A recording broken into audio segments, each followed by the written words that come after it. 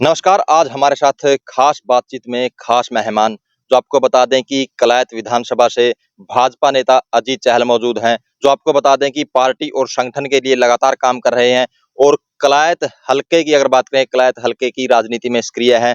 तो इनसे बातचीत करेंगे कि कलायत हल्के की राजनीति को कहाँ देखते हैं और अब की बार आपको बता दें कि भाजपा के टिकटार्थियों में प्रबल दावेदारी इनकी है। तो इनसे बातचीत कर लेते हैं कि क्या कुछ इनका मिशन और विजन रहेगा और किस तरह से कलायत हल्के के लोगों से जैसे ये मिल रहे हैं तो क्या कुछ फीडबैक लोगों का आ रहा है। तो आइए बातचीत कर लेते हैं। नमस्कार चहल साहब। जी नमस्कार विक्रम भाई।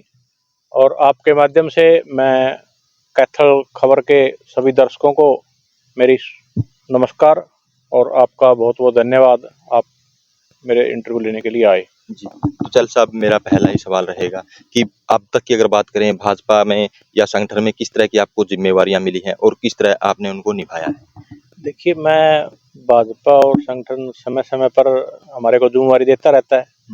मैं अभी प्रदेश कार्यकारिणी किसान मोर्चा का सदस्य हूँ और इससे पहले मैं कैथल जिला का किसान मोर्चा का अध्यक्ष भी रहा। समय समय पर जो जिम्मेवारियां मिली मेरे को, अभी हमारा कार्यक्रम चला हुआ है बूथों पर, शक्ति केंद्र प्रमुखों पर।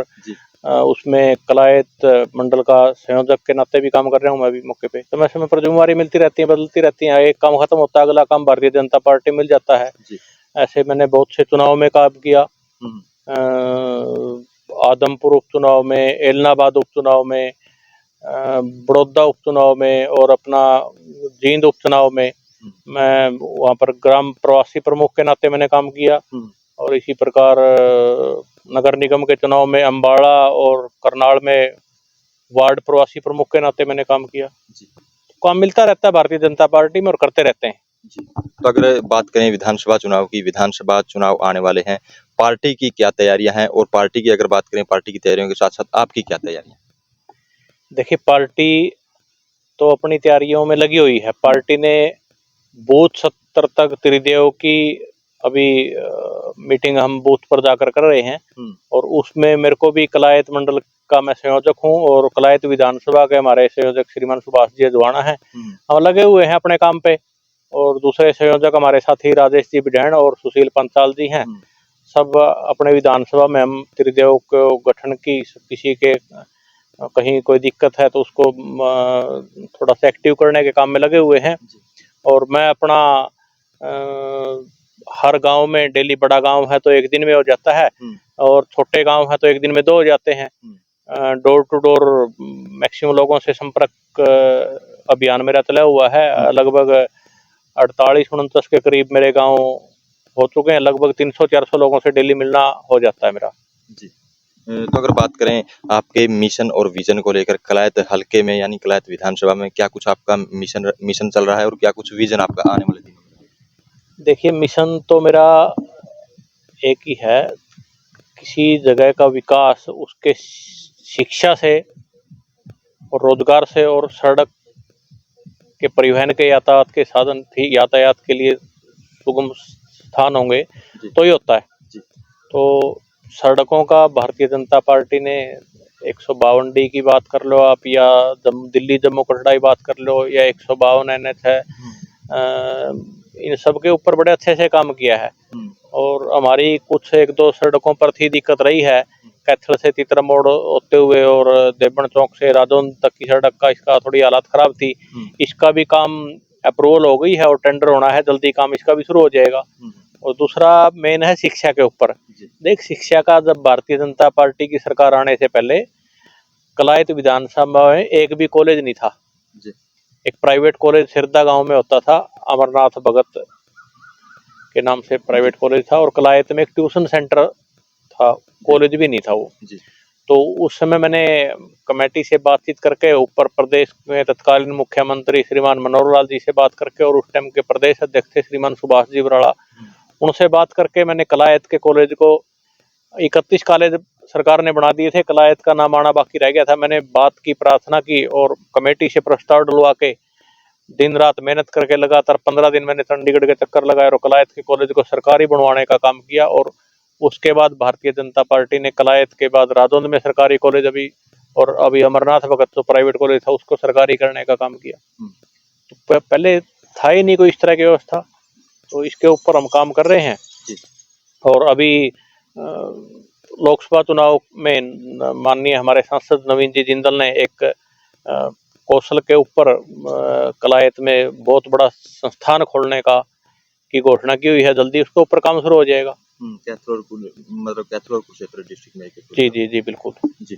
तो हम जैसे कलायत हल्के में जाते हैं, गांव में लोगों से भी मिलते हैं, तो कहीं ना कहीं आपका नाम आता है। लोग कहते हैं कि फील्ड में आप भी जनसंपर्क अभियान आपने चलाया हुआ है, तो आपकी टिकट को लेकर कितने आश्वस्त हो आप, और चुनाव की क्या कुछ तैयारियां हैं? देखिए, मैं भारतीय जनता पार्टी का निष्ठावान कार्यकर्ता हूँ और मैं बचपन से देश सेवा के प्रति मेरा जज्बा है और राष्ट्र हित के लिए काम करना चाहता हूँ और इसीलिए मैं भारतीय जनता पार्टी में काम कर रहा हूँ। और मुझे पूर्ण विश्वास है कि भारतीय जनता पार्टी मेरे जैसे कर्मठ, योग्य, युवा, शिक्षित और किसान कमेरे हर वर्ग के साथी को टिकट मेरे को देगी और मैं अवश्य यहाँ से, मेरा जनसंपर्क अभी चला हुआ है, संपर्क तो वैसे हर बार रहता ही है। तो चल साहब, अब बात कर लेते हैं लोकसभा चुनाव को लेकर। लोकसभा चुनाव में अगर बात करें कलायत विधानसभा की, तो यहाँ कहीं ना कहीं भाजपा के अनुरूप नतीजे नहीं रहे, यानी वोट नहीं डले, तो इसको लेकर क्या कहोगे कि जो विधानसभा चुनाव उसमें क्या कुछ इफेक्ट देखने को मिलेगा? नहीं, देखिए,